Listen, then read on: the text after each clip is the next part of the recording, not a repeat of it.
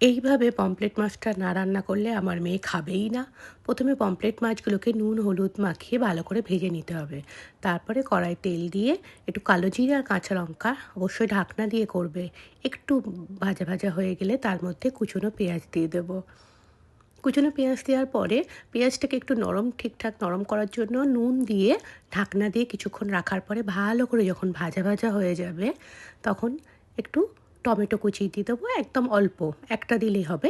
ওটাও ঢাকনা দিয়ে কিছুক্ষণ রাখার পরে লো ফ্লেমে দেখবে টমেটোগুলো একটু নরম হয়ে গেছে। তখন একটু ভাজা ভাজা হয়ে গেলে তার মধ্যে একটু হলুদ গুঁড়ো আর লঙ্কা গুঁড়ো আন্দাজ করে দিয়ে জল দিয়ে ভালো করে মশলাটা কষিয়ে নেব। ভালো করে মশলাটা যখন কষানো হয়ে যাবে, একটু তেল ছাড়া হয়ে যাবে, তখন আমি এখানে দিয়ে দেব সর্ষে পোস্ত বাটা। সর্ষে আর পোস্ত সেম পরিমাণের দিয়ে একটুখানি ওই মিক্সারের বাটিটা ধুয়ে জল দিয়ে ভালো করে কষিয়ে নিতে হবে। একদম যখন ভালো করে জলটা শুকিয়ে ভালো করে কষানো হয়ে যাবে, তখন দিয়ে দেব পরিমাণ মতো জল ঝোলের জন্য।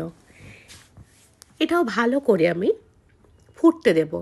ভালো করে যখন খদবদ করে ফুটে যাবে, তখন ওই ভাজা মাছগুলোকে দিয়ে দেব। খুব সাবধানে দিতে হবে, নাহলে এটা ভেঙে যাবে। ঠিকঠাক মতো দিয়ে আবারও ঢাকনা দিয়ে কিছুক্ষণ রাখবো। ভালো করে যখন ফুটে যাবে, একদম যখন এই কালার হয়ে যাবে, তখন ঠিক নামানোর কিছুক্ষণ আগে একদম অল্প কাঁচা সর্ষের তেল ছড়িয়ে দিয়ে ঢাকনা দিয়ে আরও 5 মিনিট রেখে দেব।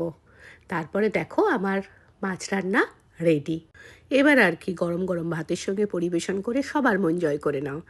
আমার এই ভিডিও ভালো লাগলে অবশ্যই লাইক করে দিও, ফলো করতে ভুলো না, সাবস্ক্রাইবটাও করে দিও।